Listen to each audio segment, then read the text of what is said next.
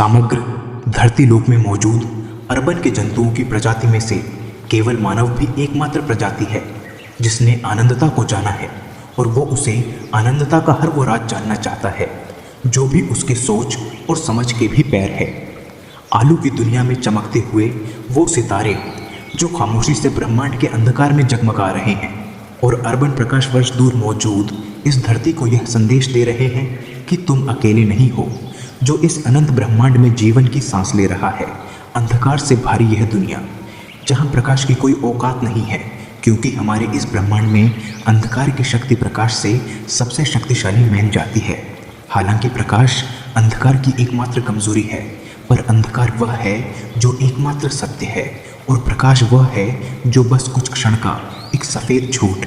यहाँ सितारे मौजूद हैं, अर्बन प्रकार के, शायद रंग मौजूद है, ऐसे ग्रह जो चमत्कार से भरे पड़े होंगे और उन्हें में से एक चमत्कार हम भी हैं। इस साड़ी की एक महान एस्ट्रोनॉमर ने कहा था कि कहानी ना कहानी कुछ अतुलनीय पहचान जान का इंतजार कर रहा है। युगों से भारत तक महाद्वीप में रहने वाले लोग उसे महान शक्ति की पूजा करते आए हैं जिसे प्रकृति कहा जाता है।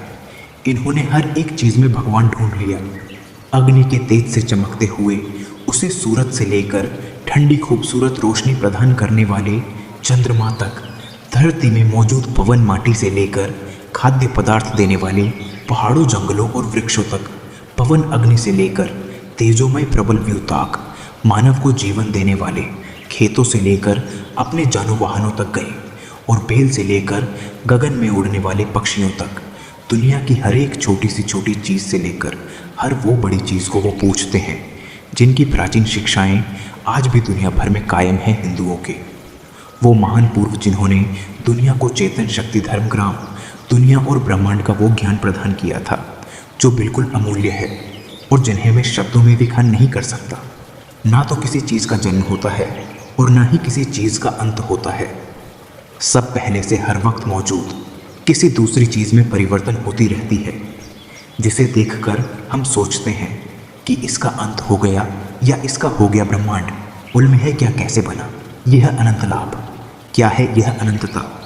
आज विज्ञान नहीं, आज आप जानोगे। दुनिया के सबसे पुरातन धर्म के पुरातन ग्रंथ में मौजूद वह गुड़ ज्ञान जो यह बताती है कि ब्रह्मांड उल में है, क्या कैसे बना, और ऐसी कई चीज़ जिससे आप अभी अनजान हो। वेदों में ज्ञान का भंडार कहे जाने वाले ऋग्वेद में ब्रह्मांड के निर्माण के विषय में वो गुज्ञान प्रदान किया गया है, जिसे पढ़ते वक्त मुझे वो सुकून मिल रहा था जो आपको अभी मिलने वाला है। ऋग्वेद का नस्द सूक्त जो ऋग्वेद के 10वें मंडल के 139 युक्त में मौजूद है, वहाँ ब्रह्मांड के विषय में कुछ यह लिखा गया है।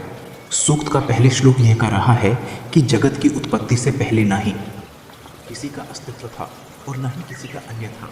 मतलब इस जगत की शुरुआत ही शून्य से हुई है। तब ना तो हवा थी और ना ही आसमान था और ना ही उसके पैर कुछ था। चारों ओर समुद्र के वादे गंभीर और गहन, बस अंधकार के अलावा और कुछ नहीं था। तीसरा श्लोक कह रहा है कि उसे समय न ही मृत्यु थी और न ही अमरता, मतलब न ही पृथ्वी पर कोई जीवन था और न ही स्वर्ग में रहने वाले अमर लोग थे। उसे समय, दिन और रात भी नहीं थे। उसे समय बस एक अनाड़ी पदार्थ था जिसे प्रकृति कहा गया है, मतलब जिसका आदि आरंभ ना हो और जो सदा से बना चला ए रहा हो।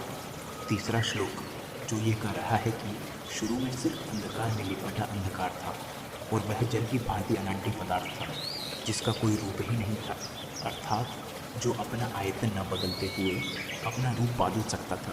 फिर उसे अनाड्य पदार्थ में एक महान निरंतर, तब से वो रचयिता परमात्मा या भगवान प्रकट होता है।